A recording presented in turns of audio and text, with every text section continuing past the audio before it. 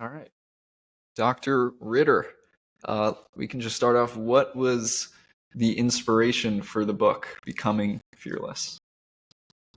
Oh, well, ultimately the inspiration was my life up to this point, but the book idea itself came from the reaction to my Fearless Friday segments that I post on LinkedIn and my podcast. When you are running a business that is based on impact, when you create impact, like your audience tells you, it's kind of neat. Like if you write a newsletter that people care about, they send you messages. If you make a post that people care about, they send you messages. If you create something new people like, they'll send you messages. You get automatic feedback. And when I came out with these like 2 to 3 minute segments about how to be fearless in your life, it really was, hey, this is an issue that you're probably facing and this is something you should do about it. Really simple, to the point, direct, not a lot of build up or marketing spiels. People responded. And after that just kept happening, and I put out a lot of videos, I was like, this needs to be something that people can come back to. And how do I make this even more valuable and more impactful? So after about 1.5 years of content, I kind of went through all of them, kind of laid out the personal and professional world, which ones were most important for myself, for my clients, which would help people become actually fearless, where they could recognize a problem, maybe it could kind of pique their interest within their mind, so then it would motivate them enough to take action. And the book was born. So the book itself took another 1.5 to 2 years, but just from listening to my audience and trying to make a bigger impact. So where did the inspiration come from for like each of the specific ways? And for the listeners, there are it's 60, correct me here, 65 strategies of becoming fearless. So where did the inspiration come for each one? Or not like every single one, but how did they come into fruition? Yeah, I was asked the other day, like, why not 68 or 64 or 56? And I was like, honestly, it was the number of tips. So at one point it was like 70, right? And then I'd edit it and it would go down to like 66. And then it was, as I edited the book and figured out what I felt was most important, the number changed. So it wasn't like I was trying to hit a certain number. The tips themselves have come from research in the space, just in personal professional development, personal experiences, so my own life, and client experiences. And generally, it's like, what have I found through my work as a coach with over 500 leaders and rooms of tens of thousands of people, helping them kind of become fearless, become a self-leader, develop that important decision maker inside to live a more aligned life. What has been consistent, what has been most relevant, and which has been impactful. And to some of those tips themselves, like, have their own stories. Like, I specifically remember being at a friend's house in Austin, Texas, actually, when I was writing this book. And I was in his kitchen and he asked me, so what's going on? How are things going? And I literally just shut down the computer. I don't know, Jason, like, if you ever gone out with friends, like, and you literally just like jumped off of a meeting, got in like an Uber or, however you wanted to get there, drove over to, and then like you were automatically in this social situation, but had like no transition from work itself.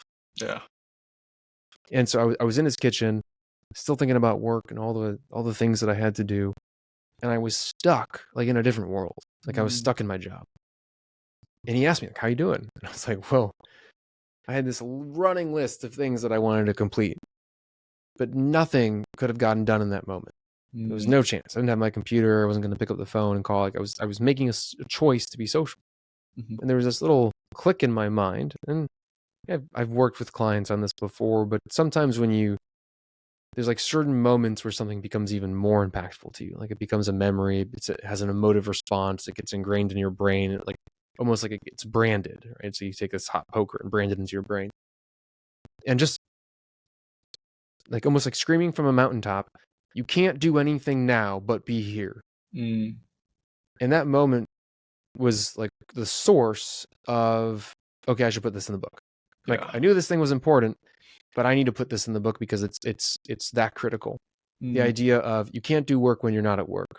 So be present. But it's like, how do you take this concept of be present and make it impactful to people? And like, that's what I tried to do. And like, kind of like integrate those real life moments where you are in front of your friends thinking about work, but can't do anything with work, where actually you're taking away from your present moment because you're worried about something. And how do I connect that to someone that's reading, that hopefully they'll feel that same emotive response and actually create some change? Mm. That's fascinating. So it sounds like if they all fall under the umbrella of like be present. These are strategies in which you can ultimately be present. Well, for that one too, and like there's other similar ones such as never rush a hug. Mm-hmm. And that one sourced as well from client, working with a client around wanting to be more present with their family. Yeah. And they were sharing a story about, their kid coming in with the toy. I could also use, there's like two other stories, like a dog coming in for attention, and then their wife coming in, their partner. And work should never overshadow those specific moments in your life, because why else are we living? Why are we working? We're working to live. Mm. And so that specific like tagline, right? That like fortune cookie kind of type of wisdom, which is like you open it up, crack it open, and it resonates, comes from those experiences, those moments, and those client engagements and such, and just everything. But it's about finding like, what can someone read? It's like those memes, those quotes, that is actually going to create motivation for action. Yeah. And that was really a lot of how the book was how I tried to format it. Yeah, motivation for action. Do you find that when you're talking to people about the different strategies that are in the book, do you find that the ones that are directly related to your lived experience versus ones that you've observed in clients, do you feel that those carry a different weight, or do they feel different to you? Well, every single strategy that's in the book is a lived experience, and every single one of them is an experience from clients. Mm-hmm. And my journey started with myself. Yeah. So I spent 4.5, 5 years becoming fearless, becoming confident, learning how to explore life. That was because I lost how I defined myself when I lost soccer, which was my first professional interest. Yeah. I lost who I was as a human being. I didn't know how to brand myself. I didn't know what I cared about. And I had no self-confidence because I validated myself from my external performance. So when I lost all that, I had to be like, well, what do I do? And so I spent 4.5, 5 years just testing life, exploring things, tasting it, and believing that there was nothing that I could go wrong because everything already had. Yeah. And that allowed me to become an adventurer, to become an explorer. And then after that, though, you might have confidence, but if you don't know what you want to do, you end up feeling stuck. Yeah. And so then I had to figure out, well, now with these lived experiences, what do I want to do with that? And that's when I ended up trying to figure out where my values really were. Not just like, let's just live to have fun and to explore. Let's actually live now intentionally to align with our values to create fulfillment. And that took another 4.5, 5 years of testing things out and finding the path that led me to where I am today around leadership, talent, and career development. And so throughout all that, right, I faced not knowing what my purpose was. I faced not being happy at work. I faced not engaging in meetings. I faced learning how to become a leader, like all of the different things that are in the books. But that's also what I bring to my clientele. Like the people I serve are the people that I were. And not all coaches are like that. But for me personally, that's what brings me joy. Yeah. So then if, for instance, you mentioned that your clients you were those people. So if you feel that like somebody wasn't who you were, would they still be a client? So every single issue that we have in life comes down to not having clarity of who we are, what we want, not having confidence in ourselves or our skills, and not actively being or taking or feeling like we are in control of our current environment. So intentional living, basically, like who we are with, where we live, etc. Those three things I had issues with. Those three things can be off in anyone's life, no matter what their lived experience is. Yeah. And if you work on those three things, you develop the leader within you, which is what I focus on, self-leadership.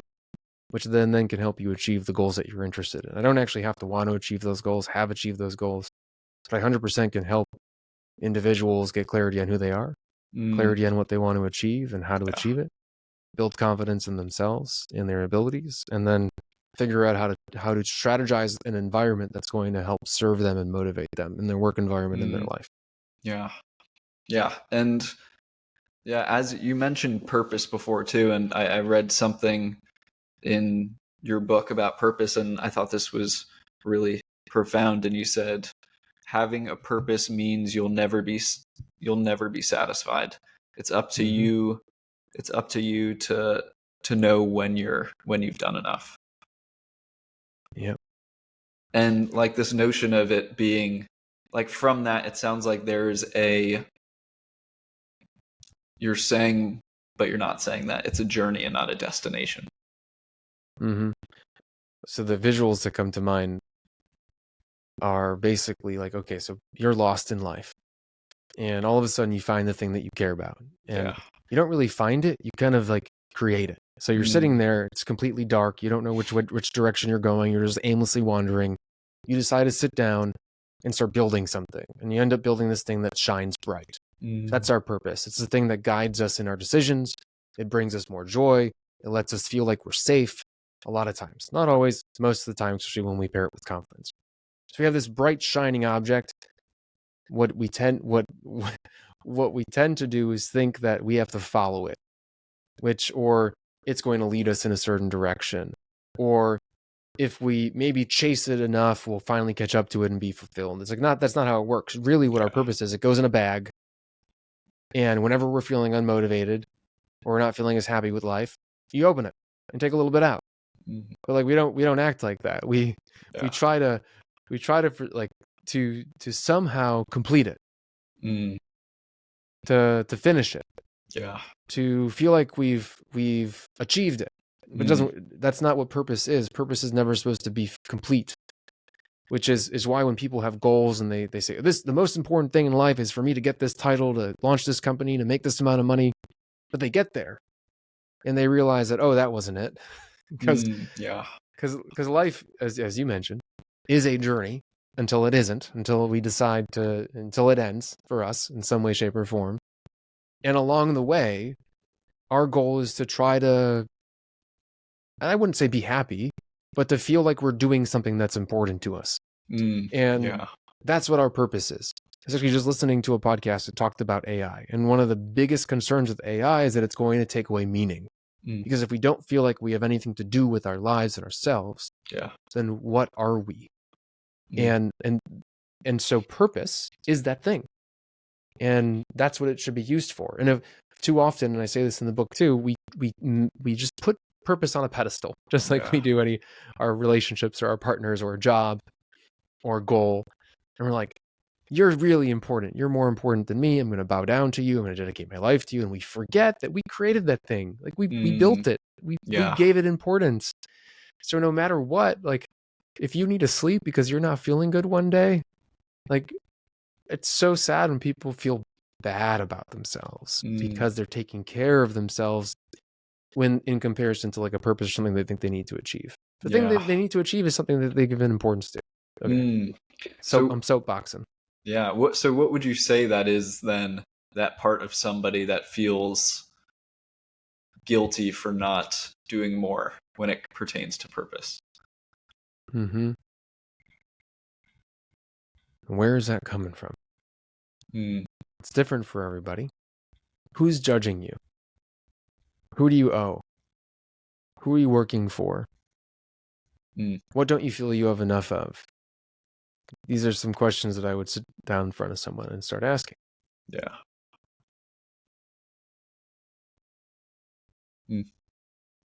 Oftentimes, it stems from comparison, it stems from a lack of, it stems from feeling judged by others. It stems from, for some reason, defining ourselves based on our accomplishments instead of the fact that we just exist and that we are. At least we think. We think that we exist, right? Like based on our perception of reality. All we can go off of is that we have We have feelings based on our perceived environment. Mm-hmm. Those feelings are based off of our perceptions, but our perceptions can be changed and influenced. So if you feel like you're not enough, we should have a conversation. Reach out.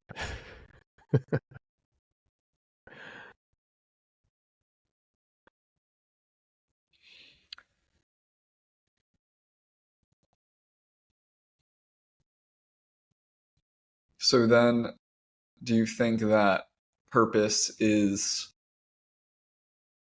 do you think that in order to have purpose, it needs to be connected to something outside of ourselves? So the greatest lie that we've ever been told is that we have to go find a purpose, that we need a purpose. Everything will be great when we have a purpose.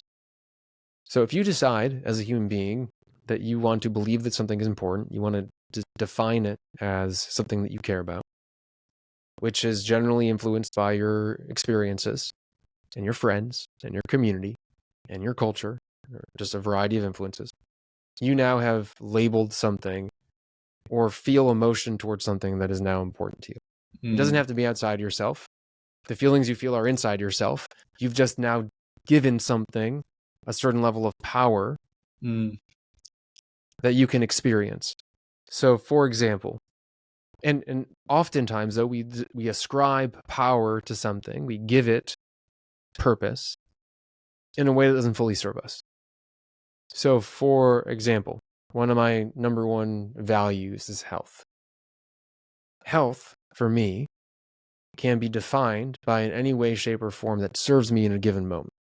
So health can be mental, spiritual, physical, emotional.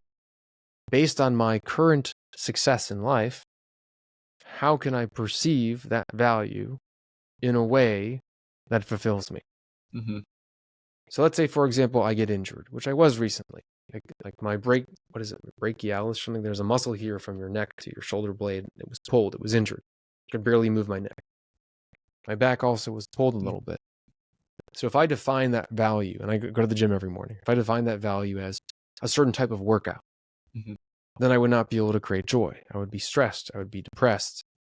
I don't know if anyone's ever been injured. I don't know if you've been injured, Jason, but it's not fun when you care about health and you have an injury. So in that moment, if I prescribed my value, my sense of purpose from, let's say, deadlifting, plates or something, I would have lost all sense of purpose and value. If instead I redefine that value as stretching or physical therapy or an ice bath or walking backwards, then all of a sudden now I'm serving myself. So if we're going to define purpose based on something outside of ourselves, we have to make sure that the thing outside of ourselves serves us overall. And often we don't generally make that choice. Yeah. But it is our choice. And it sounds like, too, from you describing that, too, there's also a part to purpose that is adapting to the unforeseen. For instance, in your example, it was the injury. Yeah. Yes. So I hinted with the soccer situation that I had no confidence in myself because I was sourcing validation from external accomplishments. And that is very dangerous. We are enough because we are enough. We are enough because we exist, because you exist, because I exist. We're on this planet. We're on this earth. We believe in ourselves enough because we are enough, period.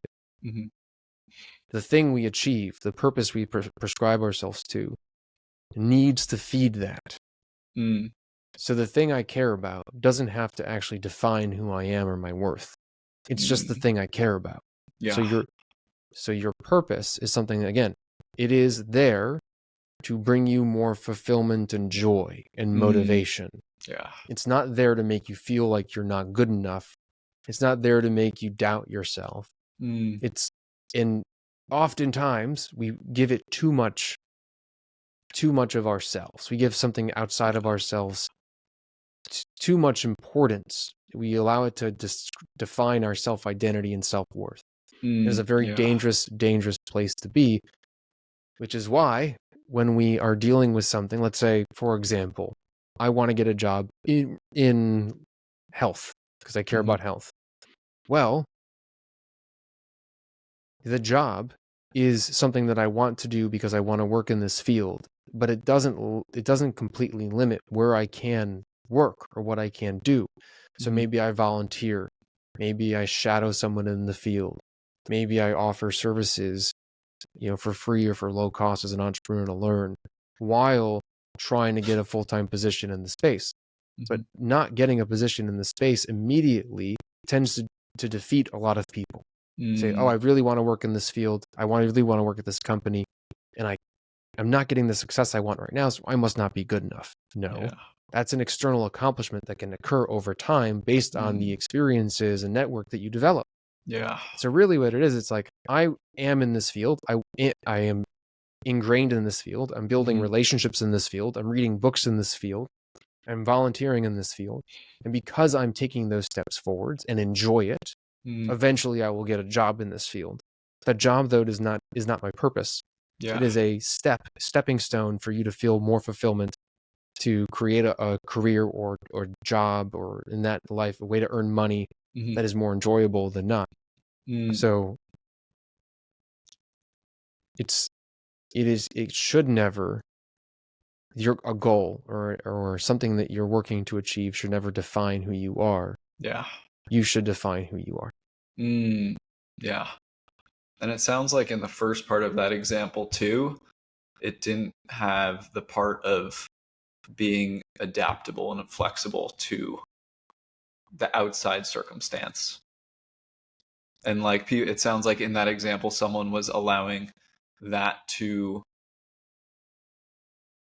define them, not having control over the outcome.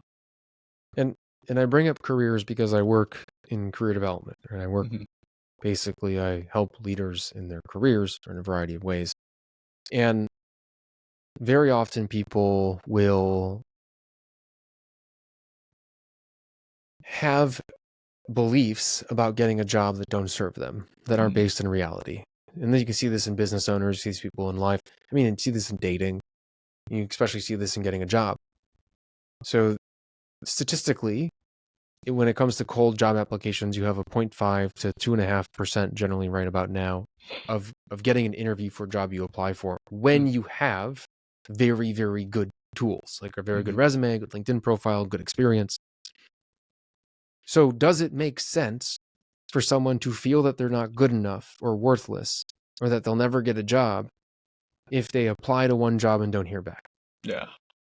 So statistically, based in facts, you should hear back from maybe 1 out of 100 job applications. So should you source your self-worth from that result?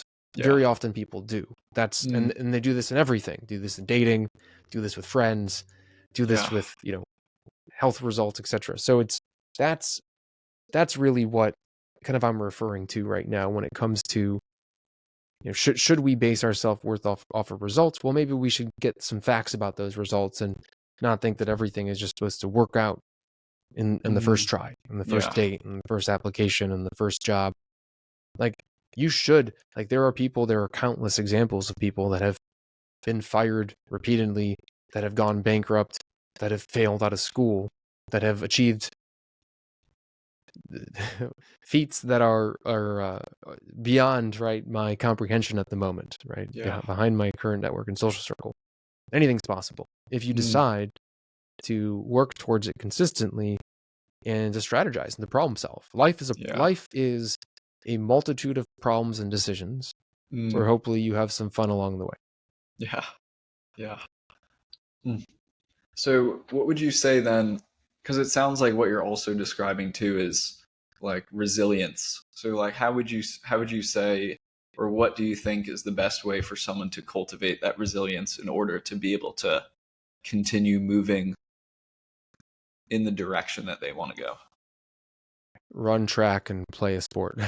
So I say this in jest, but I also mean it. So the book Becoming Fearless hopefully is creating an impact in the world where people realize that ultimately the only thing that you have to be afraid is giving up. Being afraid of is giving up. Yeah. That fear is information to help you on the journey towards your goals. That's it. I ran track in the off season when I was training for soccer when I was younger. And I remember that, you would run to a point of to empty. Yeah. like and very, very, very little. It's not very, there's not many times in life where you get to empty, Yeah. like where you just pass out or you just fall down exhausted. And you learn very quickly that you're going to be okay. Mm. And that after about 5 or 10 minutes, you get up and walk around again. And then you could probably do another sprint. And I remember David Goggins, I'm not sure for listeners if you know who he is, but he's a pretty famous individual for pushing himself past limits. He has a great book out there and big in the personal development space. He had a quote that's like, you're always at 70%. I think it was that, like always you always have 30% more, or something like that. Mm-hmm. It's the truth. And it's not really about being resilient. It's about accepting that the reason why you feel like stopping is because you're uncomfortable, not because you can't go any further. Yeah. So what would you say that is as a characteristic? Like what would you call that? We have to somehow, if you're wondering how to do this, redefine what discomfort is, redefine what fear is. Like the book is about redefining fear is not something to be afraid of, but something to pay attention to, something to reinterpret as maybe I should take action here. Discomfort, and you see this a lot with like for example, weightlifters. You get sore, or an athlete, you get sore, or you feel a little bit of difficulty. You know that your muscle is getting challenged, and you get excited because you're like, I'm gonna be ripped. I'm gonna be faster. I'm gonna be stronger. My lungs can take in more air. You know that that's how you're supposed to feel for what you're working towards. And the redefining of discomfort or fear as this is how I'm supposed to feel because of what I care about achieving is really what we're looking for. And I would say it's less about being resilient. It's more about being goal oriented. Like why does the runner in the race push themselves until they collapse before the finish line? Well, because they're trying to get to the finish line. They believe in the finish line. They know they're going to be okay and that they're safe. And in life, it's about realizing that too. Like I should speak up in this meeting because I know that I want that next position in that role and people need to know of my expertise. Yeah.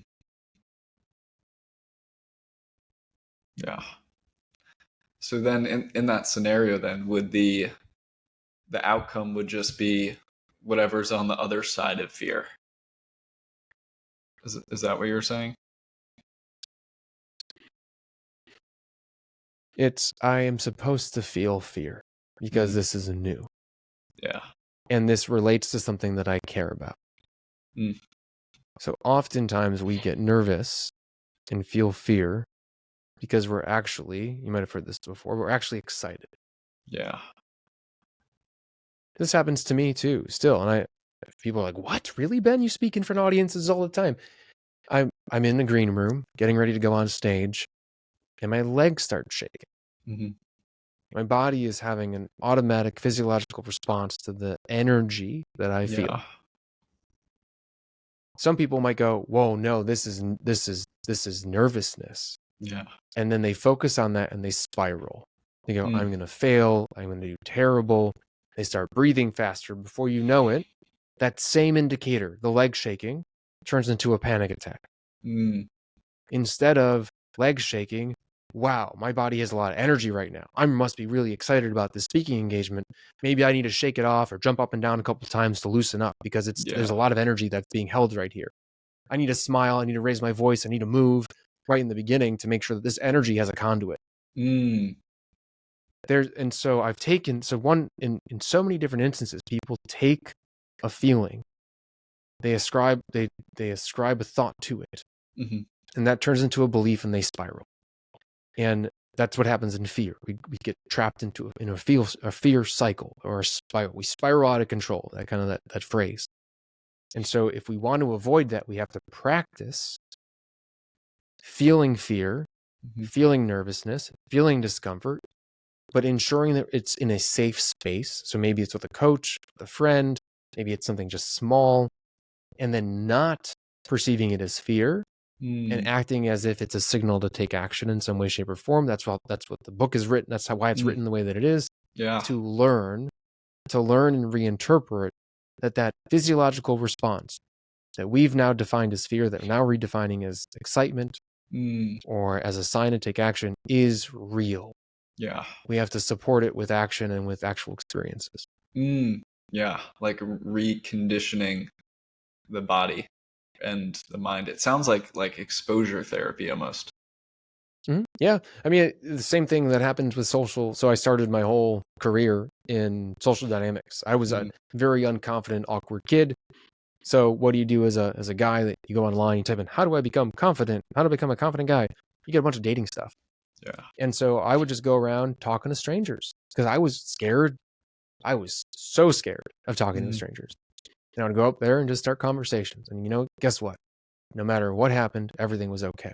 Yeah. And I learned very quickly that people are generally pretty nice and that social situations are pretty normal. Mm. And that if someone has a problem with me, generally it's they're having a problem in their day. Yeah. And it totally redefined how I saw social interactions, but through Mm. exposure and practice and experiences and learning and time. Yeah. Mm. I thought that what you said too was really powerful about like getting nervous before an engagement too, and like releasing that energy. It sounds like in that experience you're like almost reframing how you were feeling and then releasing it too. I feel like that's something that I've never heard of someone doing that before, like almost like saying like I need to like release this energy. Yeah. Your body has a very difficult time having nervous energy when it's exhausted. Yeah. So let's say you have like your leg shaking, something you can do, and I don't know if you've ever done this, but you can tighten up your whole body. You just squeeze really, really hard, everything, your arms, Mm. your legs, your chest, your neck, your head. You just squeeze, squeeze, squeeze, squeeze, and then you let go. Yeah. Very difficult for your body to hold that nervous energy when you do that. Mm. It's like when you start shaking because you're nervous. Well, force yourself to shake more, and your Yeah. body's going to be it's going to be shaken out. Like it's not Mm. going to be able to shake anymore. Mm. Yeah. Scream, get Mm. it out. Yeah. It's like if you ever just like been really sad and cried and cried and cried and cried, and then you like want to cry but you can't cry anymore. It's like your Yeah. body's empty, Yeah. and that's so you can redefine it mentally through Mm. your perspective and your frame, but you can also then use the energy in a different way. Yeah, and as you're saying this, like what comes to mind for me is like grief, and Mm-hmm. it's interesting now thinking about this parallel. But for me, I lost my dad a few years ago, and prior to losing him, like I just bottled everything up, and like the least emotionally intelligent person you could think of, and I like was surrounded by a bunch of friends, yet I wouldn't open up. I wouldn't let people in and show them how I was feeling. I wouldn't be vulnerable with them. And it's just like it's like this energy that builds up and builds up and builds up. And I was just distracting myself, like staying busy to not feel it. And it would just whenever I had a moment where like I would actually sit down and process things, it was like overwhelming to the point where it's like too much. And it wasn't until that I actually allowed myself to like feel those things that I could actually start to process some of the grief and start to feel better and to have like some moments in that where I was like, hey, like this is okay. It's okay that I'm feeling this, and it's okay that like this is happening, like this isn't something that's in my control.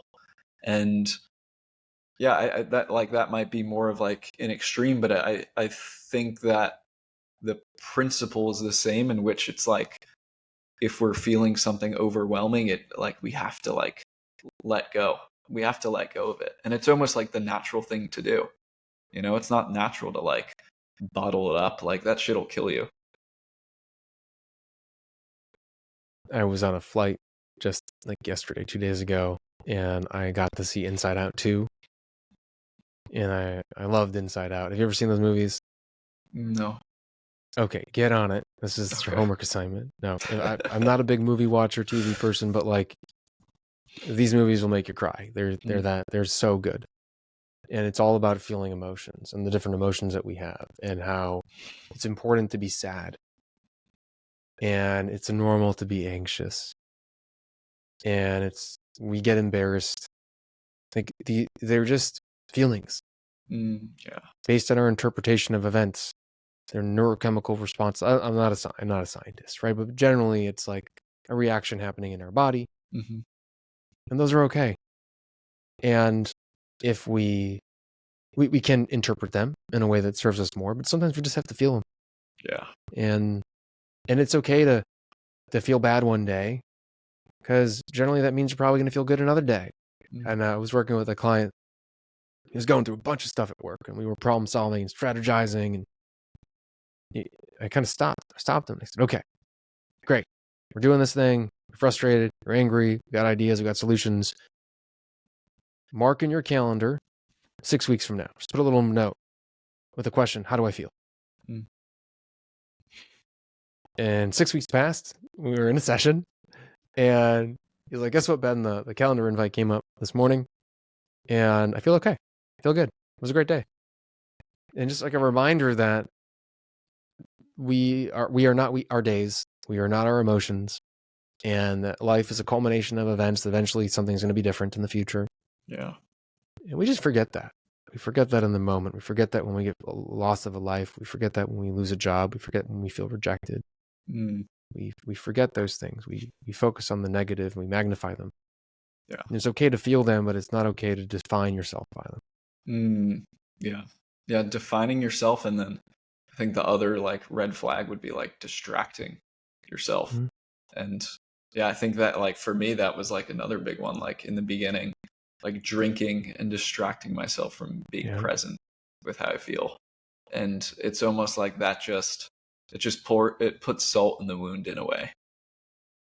And yeah, I think also now too, today it's like so easy to do that. Like with our phone and just like doom scrolling or whatever with social media. I feel like it's easier now to not feel those things. We're on a little bit of a different topic right now, but the dopamine addiction. Hmm. We are so focused on feeling good that we forget that we're supposed to feel bad sometimes. Yeah.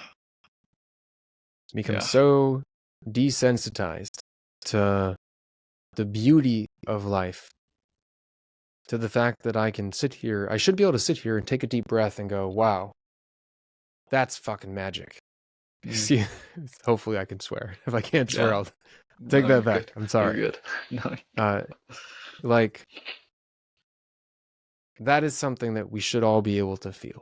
Mm. But we tend to be overwhelmed and distracted and prescribe our worth based on a purpose or goal or a relationship, that we forget that this breath, the beating of my heart, the fact that I have skin that protects my veins and my muscles, the fact that I can move my hand, except for this pinky. This pinky's a little messed up because I broke it playing soccer. That's magic. Yeah, that pinky's pretty messed up. Yeah, it is. It's okay. It gives me character. Yeah. Yeah, there was another part I thought was really interesting too. Or this part really of your book really stuck with me, but you said a question can be more effective than an answer.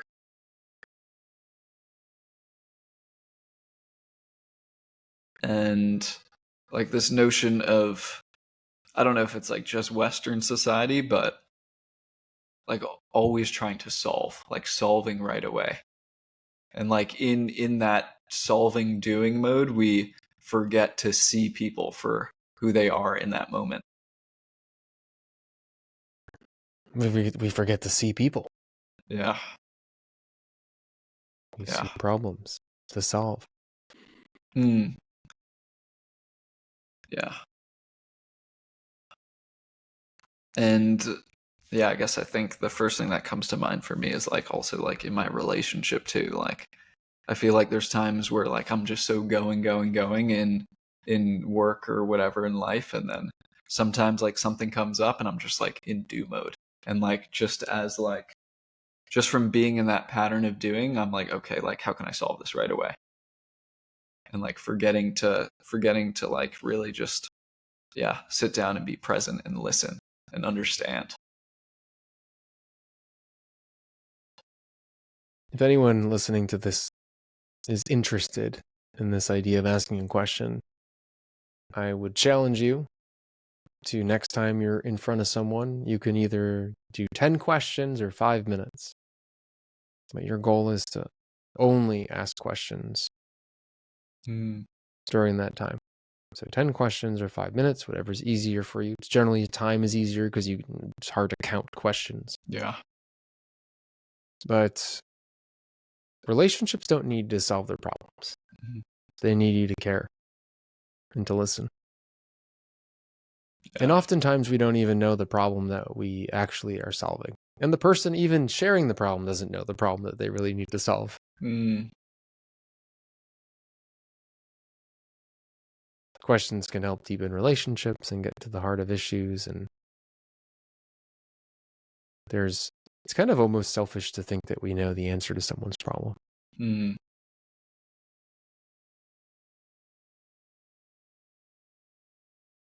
Yeah. I hope people try that. I really do. Mm. So you're saying do that with just sit down with somebody and practice that. Next time you're talking to a friend, like, I'm not being rude, I'm just practicing some questions. Mm-hmm. Practicing asking some questions. Yeah. And try it out. Mm. Do you find ever that by like taking on or I guess, yeah, do you ever find that by reading and writing and researching and being in this line of work, do you ever feel like you have to be a certain way when it comes Oh, to like interacting with other people? if I go meet clients, yeah, I do some visits in person, and it's very much about like just being watchful to make sure that I am the person that I want to be. Yeah. Because we are all human. Like, we have bad days. We complain about things. We can be easily frustrated at times. But honestly, being in this line of work makes it a lot easier to be aware that nothing really matters and Mm. to care about the things that I care about and to Yeah. feel connected to the world and to give people patience and to be patient, and to be grateful. Mm. You have a lot more reminders in your life. Yeah. But but when we allow the things that aren't really important to become important, Mm-hmm. it's easy to forget. So when Yeah. we get overwhelmed with work, when we feel like we have deadlines, when we feel unloved for some reason, like all those types of things can get in the way of us of remembering the type of person that maybe we are, Yeah. is for everyone, Mm. Yeah. and maybe the things that you care about. I've luckily built a life for myself over the past decade or so that makes it easier for me to remember. Yeah, it's just like if you're trying to lose weight, you probably don't want to probably have cookies in the house. Mm-hmm. It's just, don't make it easy for yourself to fall into bad habits. Yeah. And I've built a life from friends to my work to the environment I live in, the environment that I'm in, the office that I'm in, the things that I own, to be the type of person that I want to be. Mm. Yeah. What sort of practices do you have to keep you like grounded and uh I guess to be able to be that person that can show up for others and for yourself? Mm-hmm. So know the warning signs. That's most important. So the first step to ever becoming a person that if you want to change something, the first step is awareness. Knowing what you need and kind of what hinders that, what takes it away. So working too much, that is something that can cause stress. It can make me feel like I'm not in control of my time when we always are, and take away time from other things that matter, the other buckets that I care about. So know the warning signs. So one of the strategies is just generally blocking my calendar and not allowing certain things to be scheduled. Having, this can be silly, but a list of my friends in front of me on my wall with little check marks next to them to make sure that I followed up with them this month and that I'm engaging with them because I care about them, but it can be easy to forget who I care about. It may sound kind of silly, but it's true.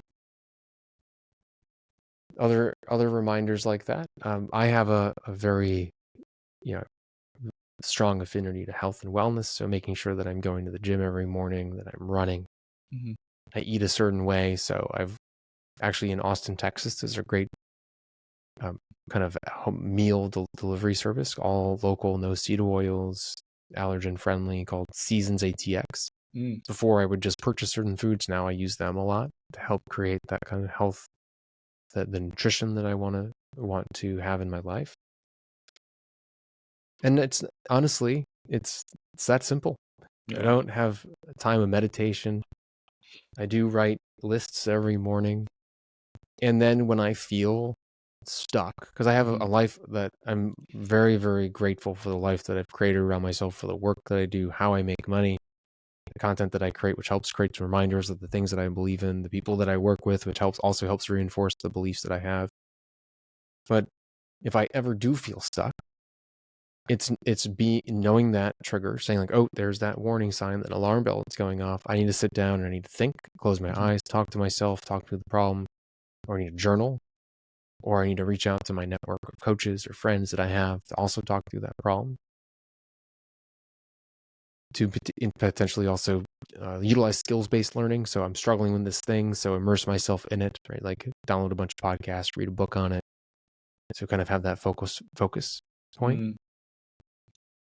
But I'm not someone that overcomplicates life, and in terms of like, you have to do this thing every morning. I think you need to find what works for you.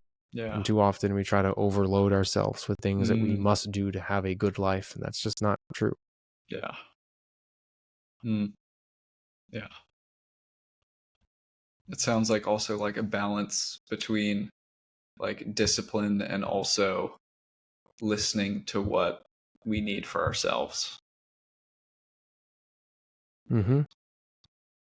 Yeah, my friends would call me a little inhuman in terms of like the fact that I work out, or I work a lot, or I have a certain time. I have like a certain commitment to the things I care about. So I know that when I'm sharing these ideas and these thoughts to other people, they may seem very different than how they're living their life. But it works for me, and it's what makes me happy. Yeah. And I've learned, like, I'm learning, aprendo español, So studying Spanish, I've been studying it every day. For about an hour, I either listen or I do something in terms of a book. I meet with a professor once a week. But I know that I can't do much else.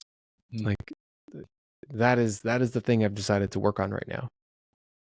And it's okay to limit yourself to that thing, to that one thing that you care about. You can do something else a year from now, 2 years from now.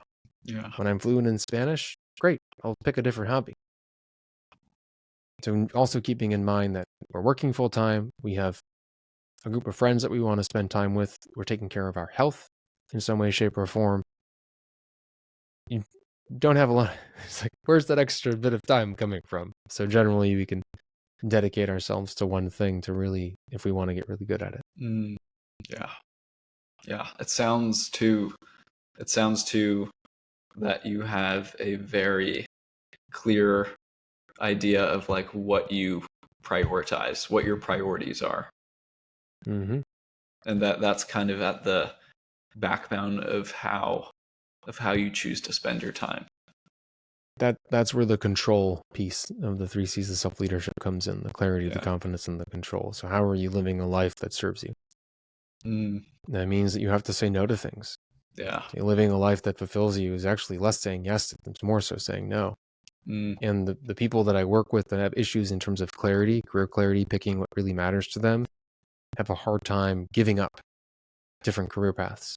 They Yeah. think they're letting go of too many things. Well, you can always do something else in the future, but what do you want to do right now?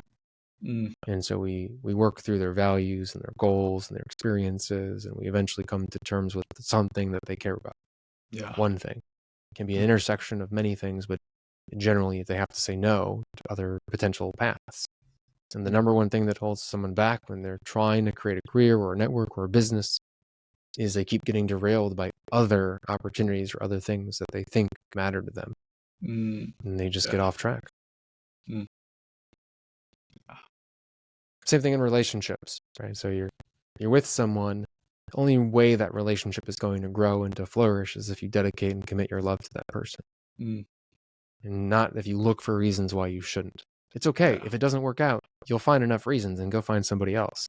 But at this point in time, if you're making a decision to commit, instead of should I leave, it should be how do I make this work?